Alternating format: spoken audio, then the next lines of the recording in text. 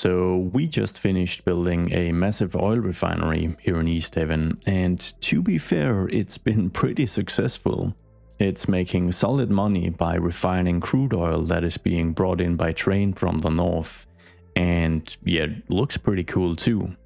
So everything's great, except for the small detail that I didn't exactly consider how much this thing would pollute. And now we've got a huge area that's basically uninhabitable.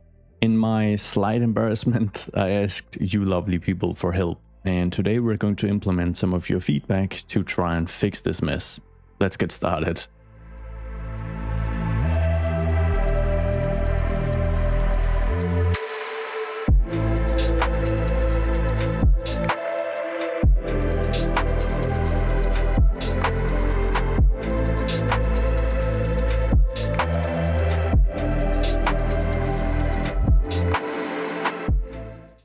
Alright, so the most common feedback was to evict all the people, demolish all the houses, and turn the entire thing into a nature reserve. So I think we're gonna go ahead and do just that. But if you're worried I'm gonna spend the entire episode building a park and essentially planting trees, don't worry. I've got some pretty cool ideas for making this nature reserve really unique, and I've done some testing. It turns out really well. Also, I don't have the cash balance to really spam trees. Now, it's also going to be a fun reserve because I'm going to do my best at utilizing these modular service blocks to actually make it functional and attract people. I've done a bit of testing and it does seem to actually work. Besides that, we're also going to build entirely new developments today. We're going to rework parts of Cape Rose. Oh, and we'll also be relocating about 1,400 people with Move It. So yeah, I'm hoping the mod, or rather my computer, is up to the task. Actually, let's start with the relocation, because I need like a clear overview of what is nature reserve and what isn't. So I'll need defined borders with the district tool so that I ensure that the nature reserve is going to cover all the polluted ground, or rather the polluted airstream. Otherwise things might get super awkward as I do new developments. Now, the relocation is actually going to be Rosetown, an area that isn't currently affected by the air pollution and hopefully never will, because I don't expect a major change in the wind direction. But I did get a few comments noting that maybe it's located just a tad too close to not necessarily the industrial district. I mean, it is a relatively low-income public housing project, but it's probably located a little too close to these actual mansions. So I decided we're gonna remove them. The mansions, I mean. We're gonna keep Rosetown, but I'm gonna relocate that as well, because I'd rather just use this for some of the geographical features we're doing today for the nature reserve. But I am going to remove some of these mansions because I need like a more diverse set of housing units out here in Cape Rose. I don't mind Victoria Beach, so this eastern part of Cape Rose, to be pretty high-end and kind of stay as is. But I think we need a more diverse income situation here. Just like we've got in the northern part of Cape Rose with Chester, which is, I mean, in-game it's wealthy, but it is a little more humble than the actual mansions out here. Anyways, that's a lot of talk. How do I move 1,400 people? Well, I've got a plan for moving all of these towers without doing any changes to them, because we've got a spot in the aforementioned neighborhood of Chester right over here, which I think might just be of use. So we're gonna pause the game. I have already saved, because this is one of those you're gonna crash type of moments. You know, sometimes you just get this eerie feeling. I will say, Joe, as I joke with that the game has been super stable for me in the past many months. But this one is, this might be stretching it, but we'll select all of these buildings. Now, it's not that there's like a ton of buildings to actually move. It's more that we're moving 1,400 agents or like in-game citizens, which I suspect may cause an issue. We'll see.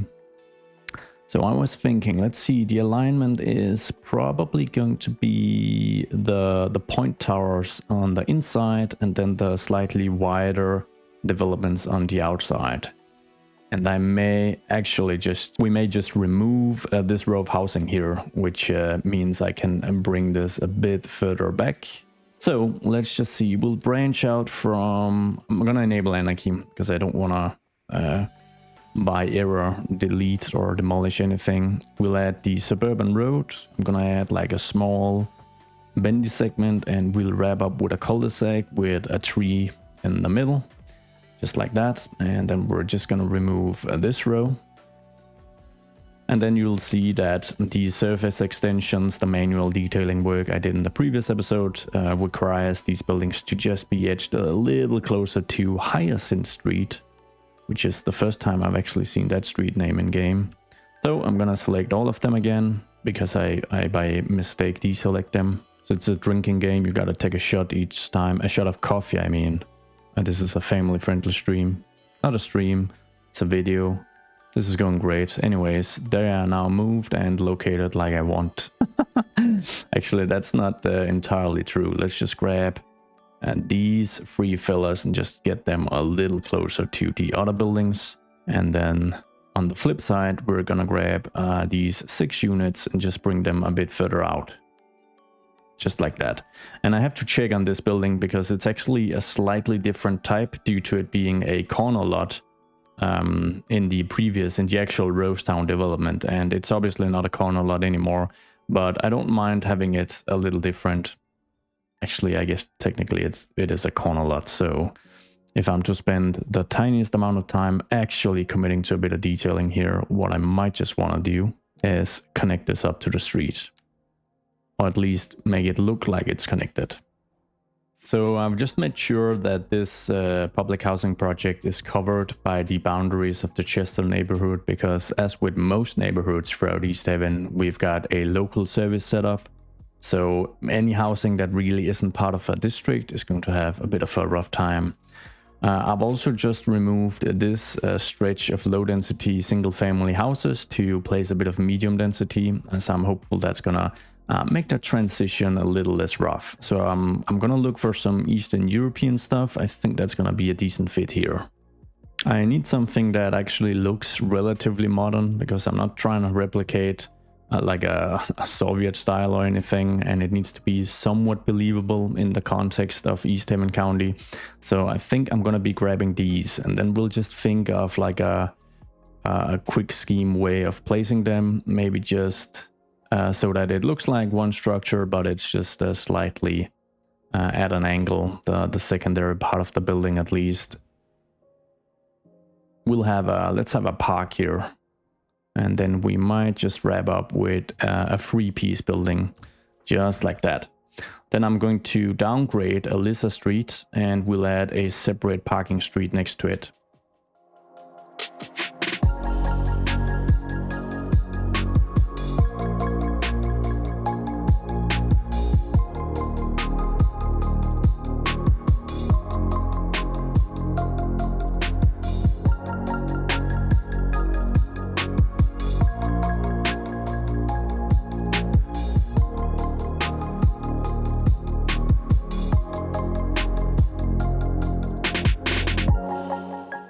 Let's just try a dual park setup. So we'll get a large playground in place, and there should be a dog park, which is gonna somewhat fit the theme. We can angle that towards the lane on the other end of the corner.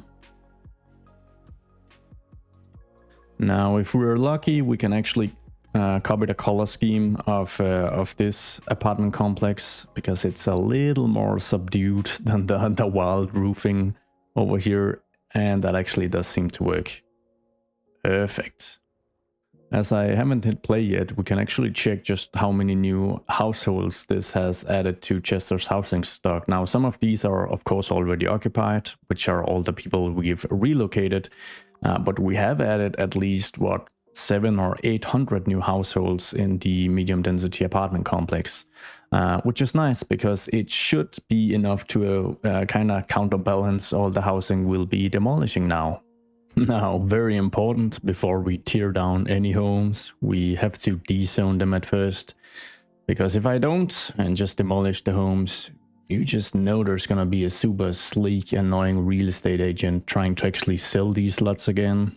It almost feels like an end to an era. These houses were zoned in April 2024 as part of episode 13.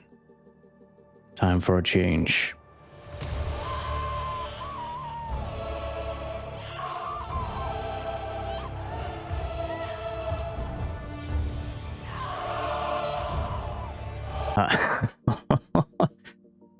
Yeah, I'm not sure what to say. There's something wrong with me, but that was pretty fun editing. Anyways, back to the build. We do know that the crematorium here is kind of marking the boundary of this edge of the air pollution. And it's pretty obvious where the boundary kind of cuts through the residential neighborhood over here. So with that information, we can use the district tool to create the full outline of the nature reserve.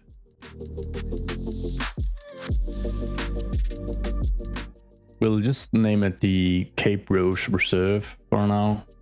Cape Rose Nature Reserve, I guess. I'm certain one of you savages can come up with a better name.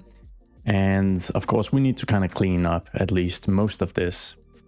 So let's get to the I'm just kidding. We'll take it easy.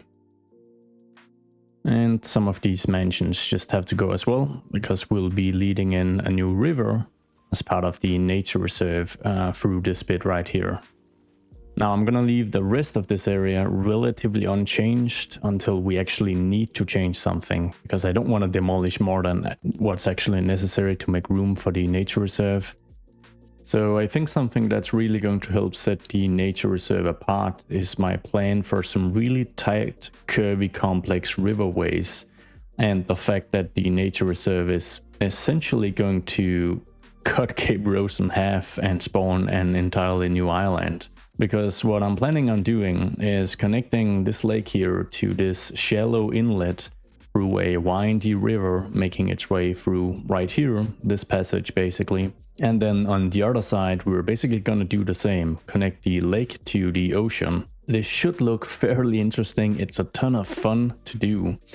So I think I might start with this segment here, because that is really going to snake its way kind of like in an Amazon type of way. So I don't want to go too small on the brush size with the level terrain tool, because I'll be needing the soften terrain tool to soften the edges a little bit, and that is usually going to make the segments a little narrower at some parts. And yeah, it's all imagination from here. So we're just gonna move up and down and make this like a really tight, interesting segment.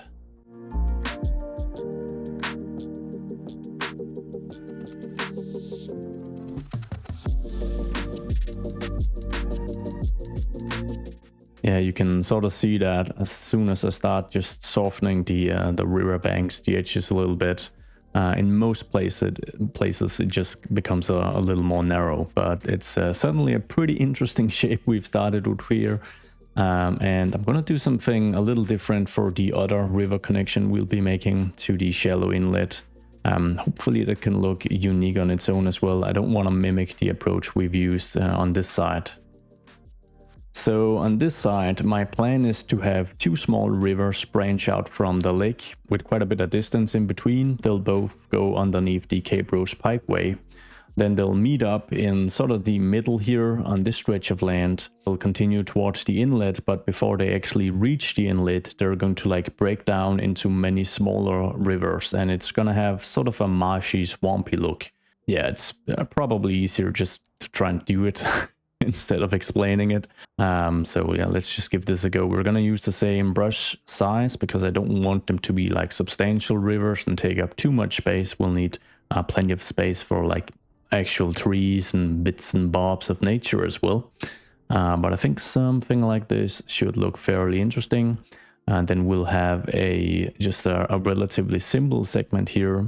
Maybe just break that up a little bit with like a small island or something like this, and maybe like a few inlets as well, like this. And then we'll need to kind of utilize this small brush size to create all these small narrow rivers that are going to connect up at right around where the bridge or the elevated segment is going to sit.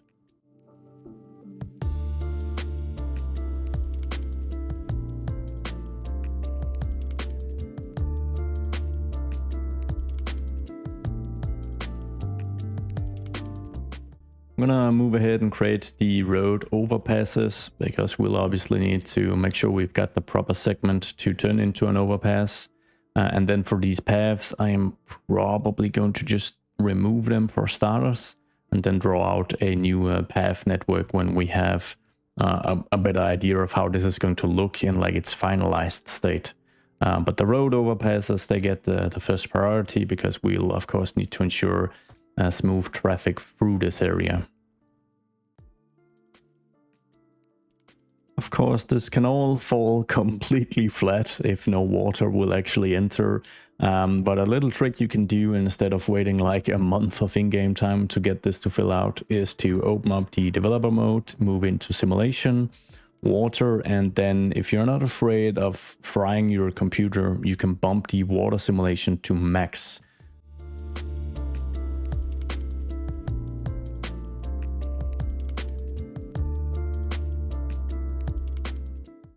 So in fairness, it doesn't really seem to be more taxing on your PC than just having the game run, but it does tank your FPS. You can barely do anything else, but it does save you a ton of time as well.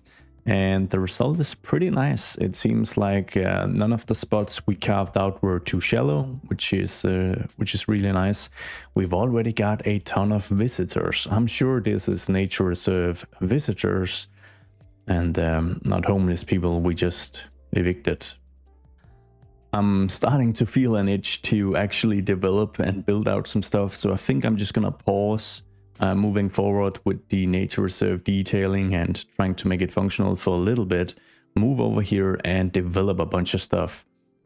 Because I wanna turn this segment of Pinewood Dale into a transitionary area so that we have a bit of a transition between fancy mansions, cookie cutter suburban developments with smaller lot sizes and more similarity between all the developments, and then the industry.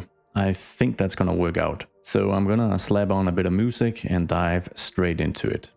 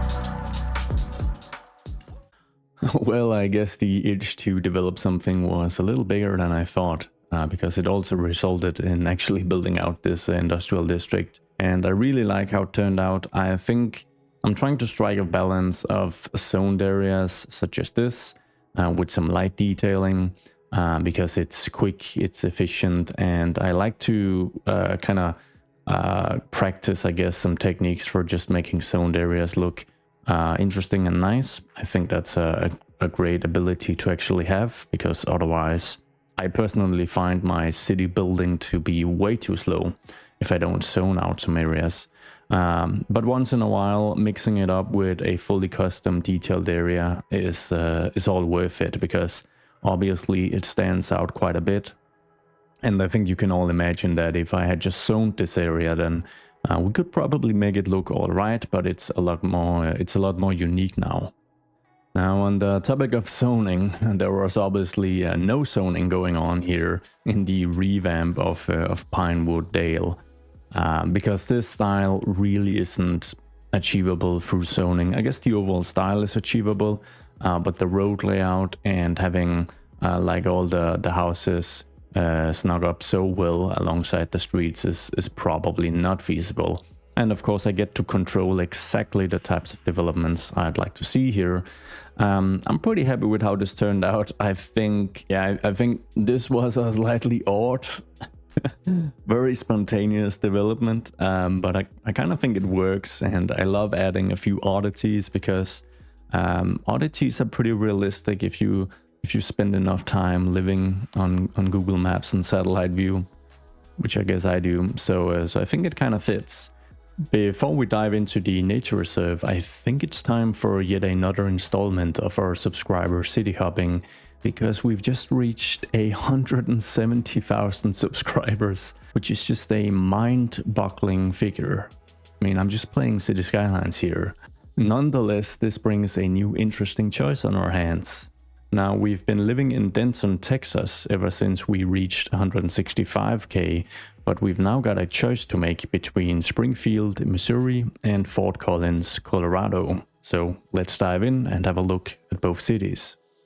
So Springfield is located right here to the south of Kansas City and southwest of St. Louis, and this feels like the most Midwest location I have ever seen. I may be wrong because I've never been to the Midwest, but nonetheless, let's zoom in and have a look at the downtown core. So moving all the way in here, we're just gonna pan the camera, and my goodness, it looks like a Midwest downtown as well. And wait a minute. Okay, so I hate to bring this up as a positive, but as I'm zooming out a bit, I can't find any 12-lane destructive interstates cutting through the downtown core. Am I actually in the US? As we zoom out a bit, we have a freeway network, but it kind of circumnavigates the entire city, cutting through some of the outermost suburbs. So, I mean, I don't know if the traffic here is bad, but generally I see that as a major positive. Now, in terms of other nice features, I mean, there's like a small airport with a passenger terminal as well, which is a really nice addition. But otherwise, the landscape and the surroundings look super flat and agricultural. Some people might prefer that, but living in a super flat agricultural country myself, I don't prefer it. Let's have a look at the actual downtown, because it actually did look kind of cozy. And I love this little, this little square that kind of breaks up the regular grid. We had the very same thing in Denton, Texas, but where there was like an old historic building here. But in this case, it looks to be like a public recreational space. So let's just get down and have a look. So let's see. They've named it the Park Central Square. This is like how Germans name things, because it's the most literal name you could assign to an area like this. But I don't mind it, and it looks like they've restored some of the old architecture here in downtown, and it looks pretty walkable as well. Not bad at all. There's like a little cafe here or something where you can grab a bite. There's not a ton of activity, but it's always hard to guess when these street view photos were actually taken. But otherwise, I really like this little arrangement here. I think that's kind of cozy. We've got probably a super expensive coffee shop. Actually, no, it's probably affordable. It's not I don't think this is like a super popular metro area. Moving down the street here a little bit, we get to what looks like some really old parts of downtown here. Some classic US architecture, turn of the century stuff would be my guess. Look at this building, it's really beautiful. So not a ton of pedestrian activity, but not a ton of traffic either, which is of course really nice. I don't think I have a ton of additional thoughts to add. There's definitely surface parking here, but the actual downtown core hasn't been like completely devastated by it, which I guess is a positive. If we move a bit in this direction though, things look pretty terrible. Look at this parking lot. In fairness, there's like a baseball stadium right next to it, so yeah, and there's a bit of a modern redevelopment here, which isn't too bad. Let's move on to Fort Collins. Moving on to Fort Collins, which is located almost directly north of the Denver area. It's maybe a part of the Denver metro area. No idea. My assumption here, without having actually looked at Fort Collins, is that it is less affordable, but probably located with some greater scenery, at least nearby. Let's move in and have a look. Okay, so my guess would be that Fort Collins is a little younger, at least the suburban areas are a little younger than we just saw in Springfield, because we were seeing some more modern variations of suburban design. I'm sorry I didn't touch on that for Springfield, but it was mostly older street gridded suburbs, and then you'd find this beyond the freeways that move around the city, or thereabouts at least. But in this case, it seems like we've got these swoopy suburban designs that we've been trying to build today as well in East Haven, in relatively close proximity to downtown. Now the actual downtown sits up here, I assume. Okay, it's a bit odd because the grid kind of breaks in a 45-degree fashion, and I can only assume that it's a little weird. Is this the downtown core? I'm seeing plenty of shops and eateries and whatnot, some older buildings, but I'm seeing the tallest buildings up here. But this area is completely devastated by surface parking, to my slight surprise. So I'm gonna assume that this is the downtown. Then let's see if I can find a street with some commercial activity. It looks like Walnut Street, and wait a minute, is this a pedestrianized area? The Old Town Square. Let's move down and have a look. Well, it's as obvious as ever that you really need to get down into Street View to appreciate how an area actually looks, for better or worse. And I'd say in this case it's for better. I'm really loving this arrangement here. There's a bunch of wildflowers growing as well, which is just a fantastic addition. We need more flowers, we need more trees, and generally just more biodiversity in our cities. Sound like a total hippie saying that, but I really do believe that to be the case. Can we? Oh, we can actually take a walk as well. We've got the actual street view moving through here, which is really nice. And I think the architecture is super cozy. Some really old stone row housing here, commercial establishments on the bottom floor. The Bondi Beach Bar with an Australian map outline here. Okay, that's that's an interesting location, but why not? I mean, Colorado is a pretty hip place, right? It's really drawing in the hipsters and Gen Zs and whatnot. Not Gen Zs, they can't afford it. The millennials, no less. But I'm really liking this. I mean, just look at how much outdoor dining there's available here. So I imagine on like a nice summer evening when the weather is just right, there's gonna be a ton of activity here, and there's already quite a bit of activity currently as we're just moving through here on a once again, I don't know what day this is. I'll taken it from July 2017. Okay, that's interesting. So it's quite old footage, I guess you could say. But I'm really loving this arrangement. I think they knocked it out of the park here. I don't know how modern these buildings actually are. Like, some of them looks like they're built to mimic old architecture without necessarily being it.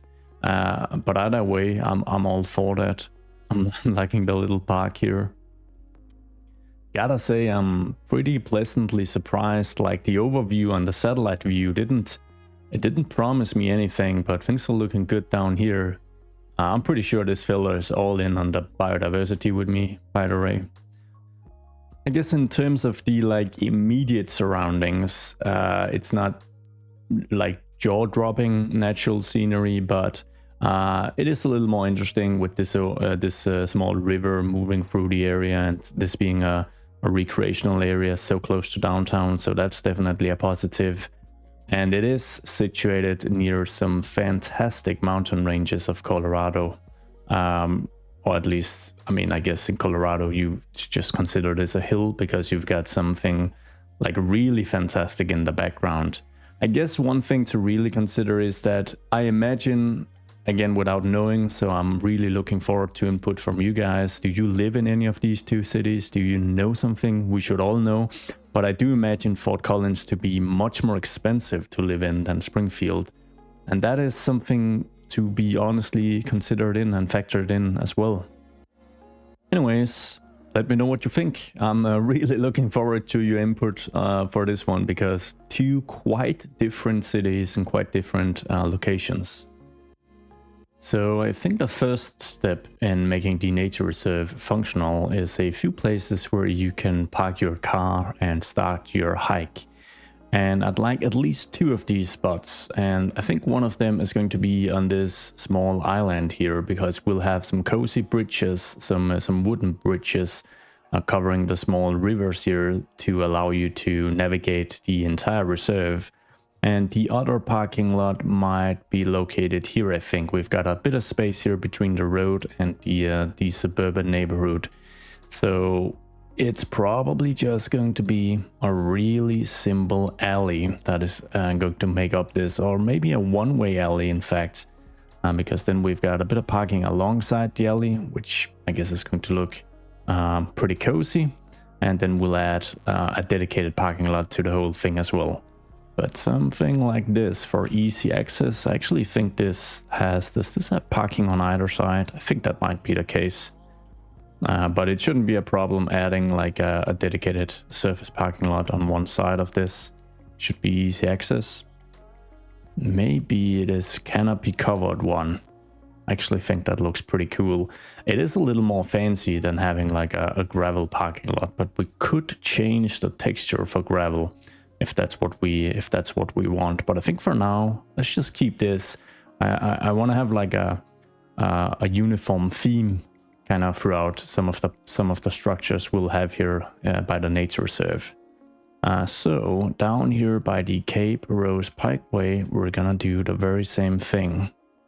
We're gonna grab the one-way alley, and we just need to decide on which side. I think the side here towards the lake is what we're gonna be utilizing.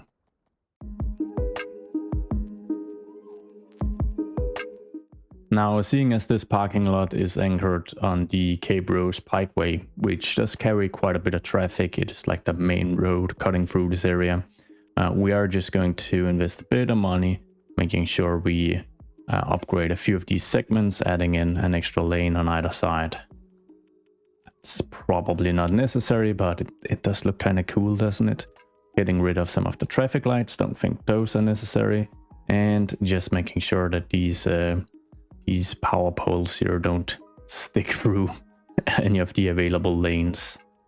With this in place, we'll dive into Parks and Recreation and have a little play around with these modular service blocks. Now, I'm not quite sure what the big difference between the Park Service Gate and the Leisure Service Block actually is. So I'm going to utilize both. Now, the Park Service Gate, as the name might imply, is actually a really cool gate structure, like a small sign here that we can pretty freely add. So I think I'm just gonna be adding it maybe over here by the entrance to the parking lot. And this Leisure Service Block I can freely add as well. Although I have Anarchy on and no snapping enabled, so I guess that could explain why I can freely place it. But I don't think it's gonna cause any issues. I'm gonna try and place that over here. Now that obviously has like this little prop poking through, which I'll be trying to cover up. But you can use like a shed or maybe a big tree or something. But let's just look into how we can utilize these to upgrade this place. So clicking on the Park Service Gate, the upgrades are actually small parks that we can place throughout, which is going to, as you guys can see, add some outdoor recreation. We can also increase the park attractiveness by 10%. Now this is once again one of these little assets here, these little props, but you can kind of just actually place them on top of each other if you want to and just cover that up. What I think we'll do is we're gonna add a couple of these tree parks. They do kind of snap around the park gate, but I'm tempted to just disable snapping and place them freely, and we're just gonna have to have a look and see whether they'll actually function and if we can bring people out here through some paths. Because I'd like to add like a row of these on this side of the parking lot directly facing the lake. If I can get the snapping to line up, that is.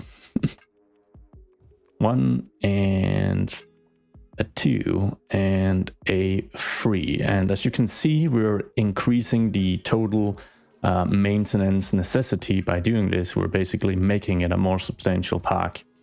So I'm hopeful that this is gonna work.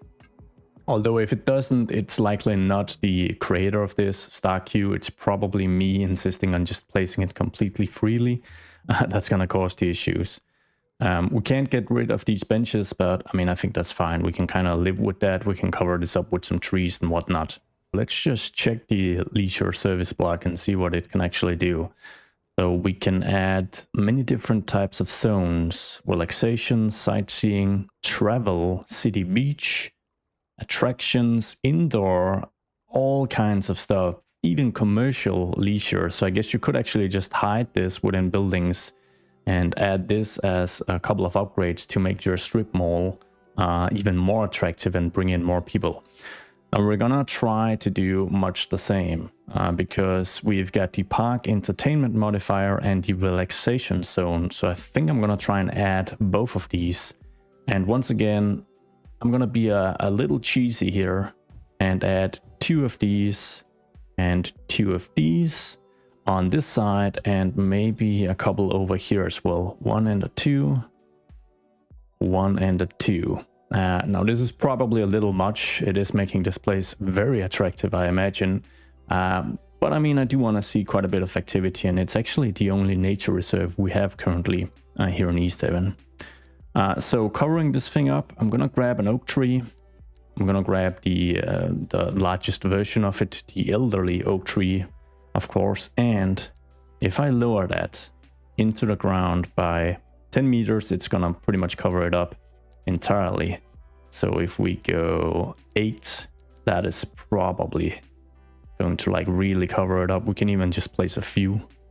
You can just kind of see it. So this is gonna be like a big massive bush thingy. It actually looks pretty nice, so I don't mind that at all. You could probably use other trees even, because the oak tree is big, but it's not necessarily the densest tree. I think the London plane is actually denser.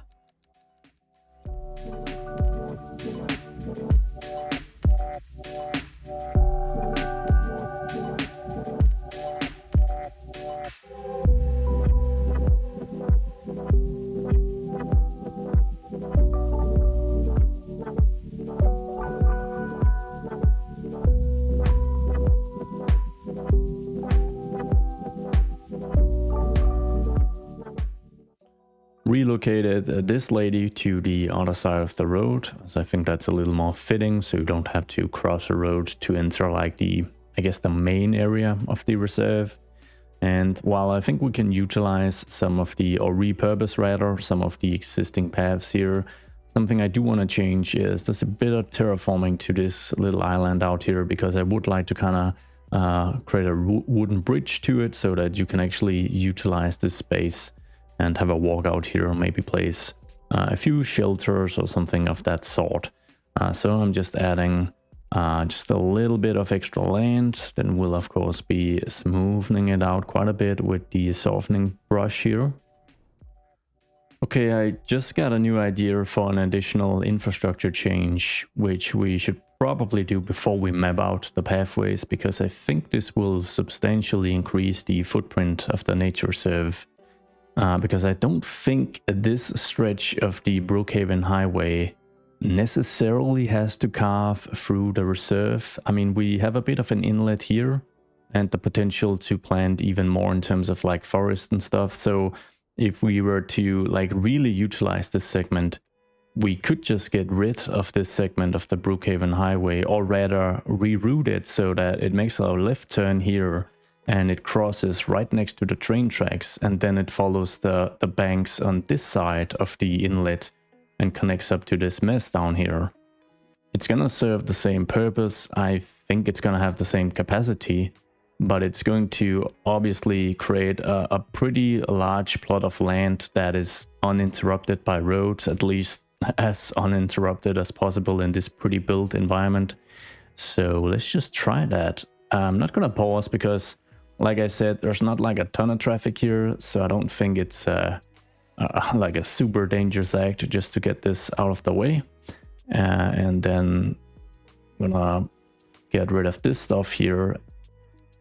Probably grab this custom road. No, we're gonna convert it to like an actual highway, as we need it to be.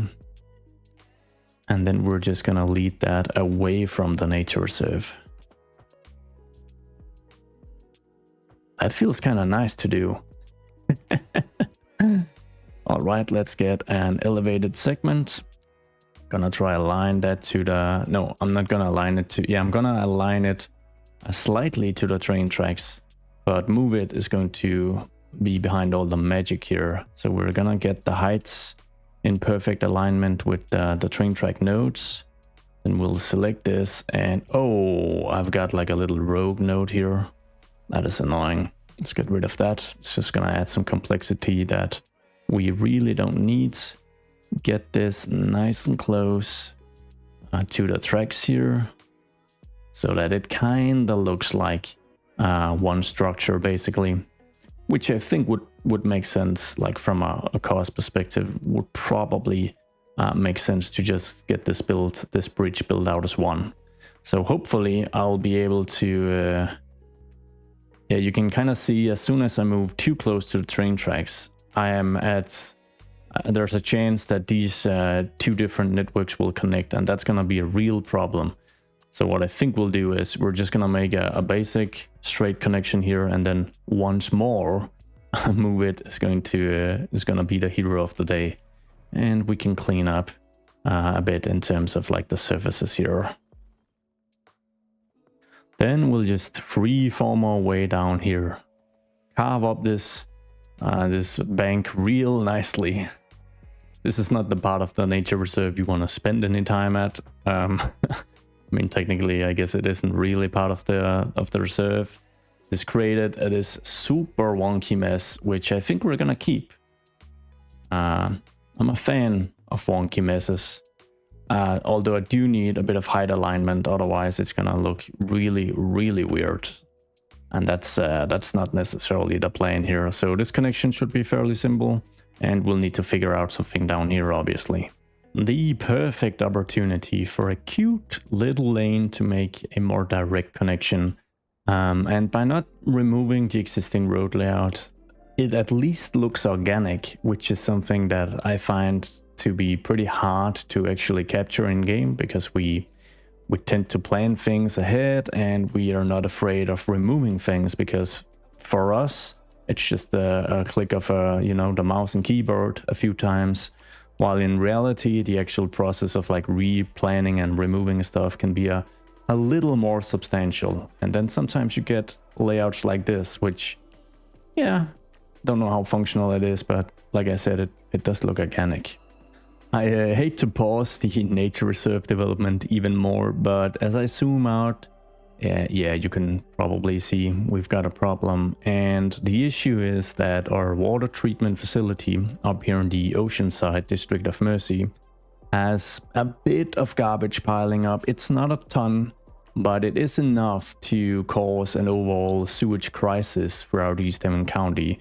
Mainly because we are so close to the actual capacity of the water treatment plant. Now, fortunately, if you watched the stream we did here in East Haven, you'll know we have a backup plan.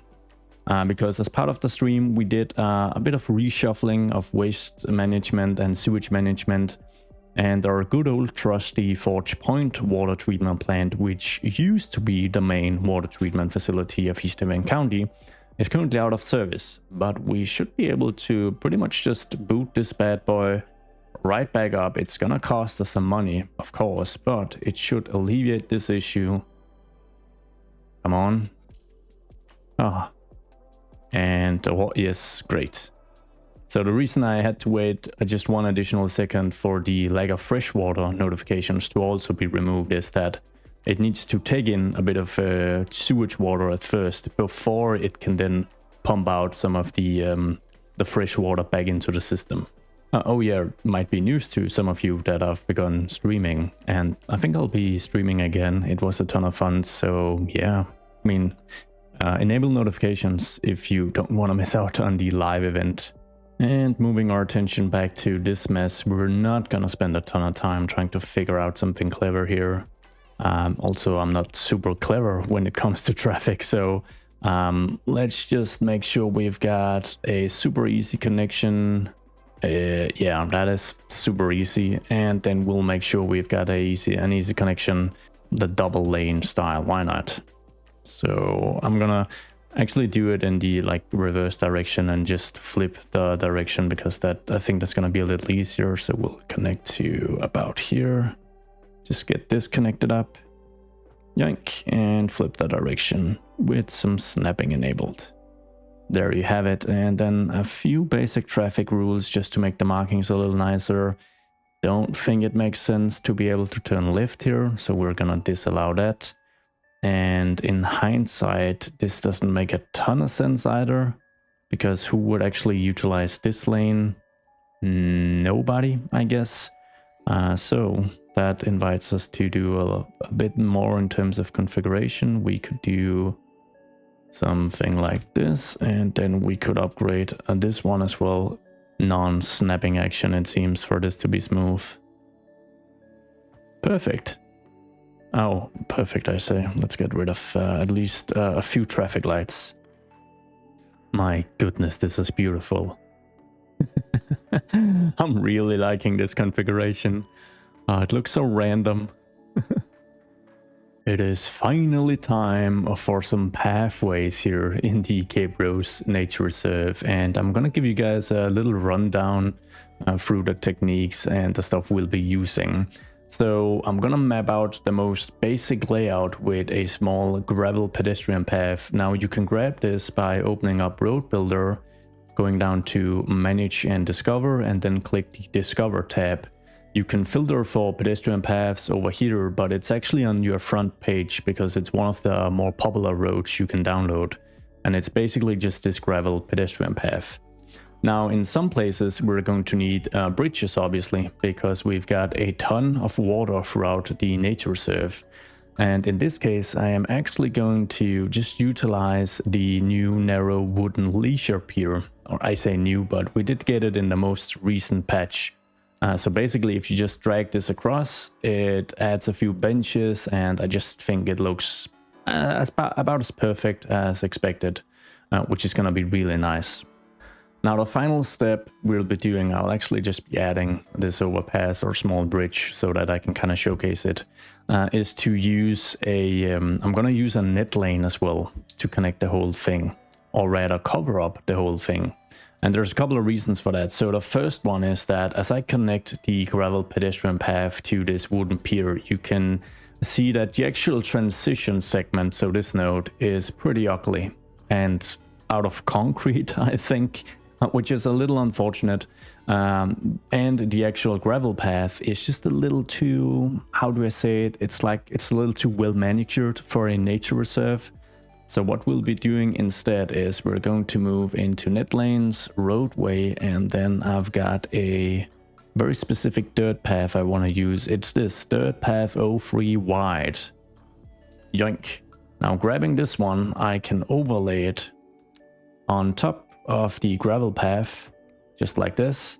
And equally important, it is actually going to cover up the majority, at least, of this of the ugliness here. It's not going to completely alleviate the issue, but I think that's fine. I think an alternative would be to just use the regular vanilla path, but that is just, I think it's a little too wide and bulky for this nature reserve. So this is like the general technique and the tools we'll be utilizing.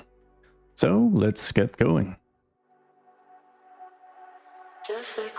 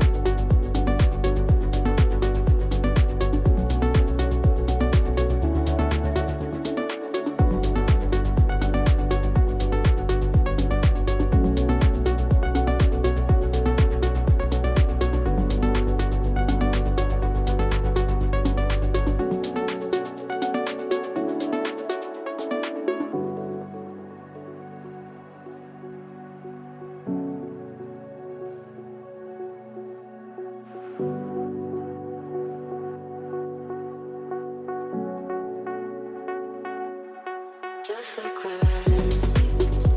I kinda like it like that. You never ask if I'm happy or sad. Just like we're ready. I kinda like it like that. You never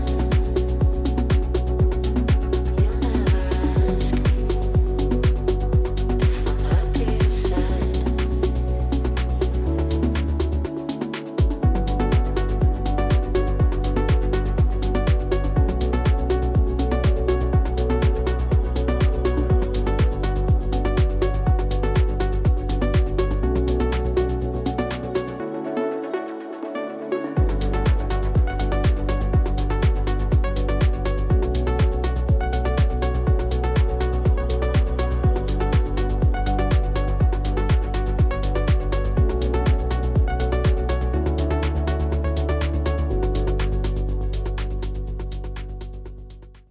Alright, so I think I just spent a good 20-25 minutes overlaying all the pedestrian paths with the dirt net lane, and it was all worth it. I hope you guys agree, but I know 20 minutes in the grand scheme of the like 600 odd hours I've spent building East Haven isn't a lot, but it's more what I was doing in those 20 minutes that kind of drained me. I don't think I'll be doing that again anytime soon, but I think the result was worth it. Now, some of you may wonder why I didn't utilize the invisible pedestrian path and then put the net lane on top afterwards, or the other way around, because that would give me a bit more flexibility and leeway, as I obviously had to attempt to cover up the textured path. And the main reason I didn't utilize the invisible one is that it doesn't have any collision.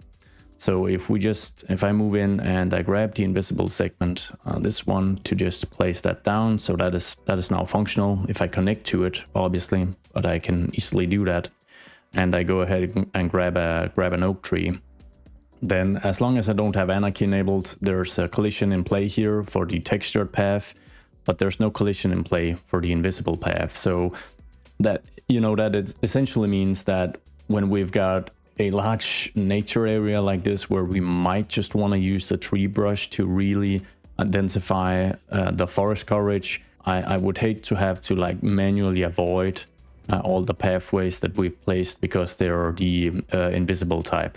Now, of course, the big joker is the actual functionality of this, and it actually does work and provide some form of like relaxation value to citizens. And we actually need some people to come work here to make sure that it's well maintained, which I find pretty funny.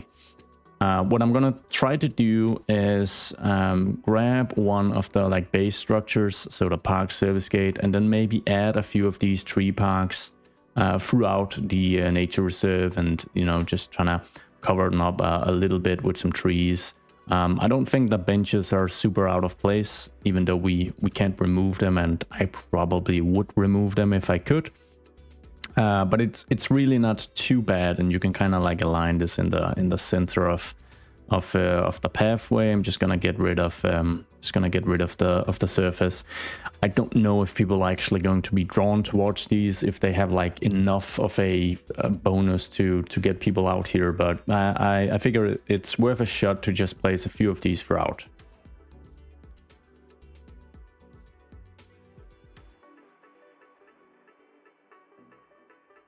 I do enjoy the park maintenance mechanic here in cities too, so I'd like to put a bit of emphasis on it, making sure that it actually functions.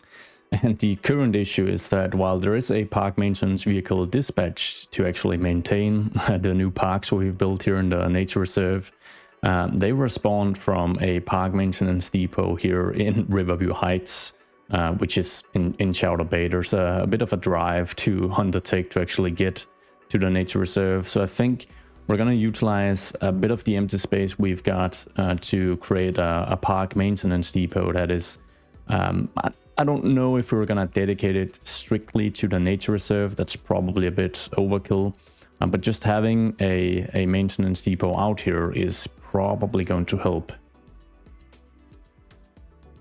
So we've got this bad boy right here, which of course is also just an excuse to get another slightly specialized asset added.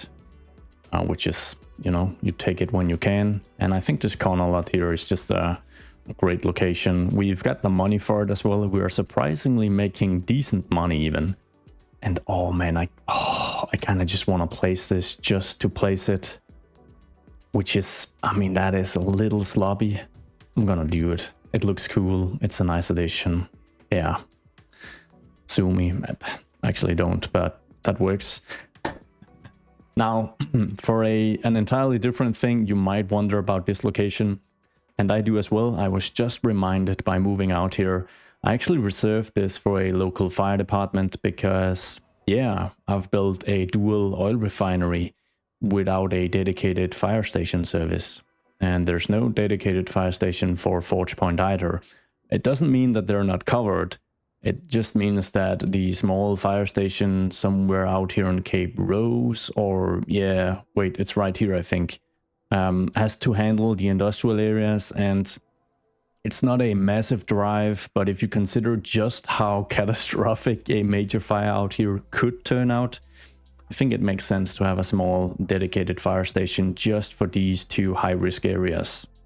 Not gonna do any fancy custom build here, just gonna grab the community firehouse and get that placed. And yeah, that's pretty much gonna be it. It has a slightly grungy industrial vibe, which I do enjoy. And I think if I move it just a little bit, I can get the surface to align perfectly with how this road kind of ends in a bit of nothingness. I am so tempted to add the firehouse disaster facility because I think it's a super cool upgrade, and of course because it just makes the asset a little more complete and the lot it's utilizing a little more square cut. So we're actually just gonna get that placed.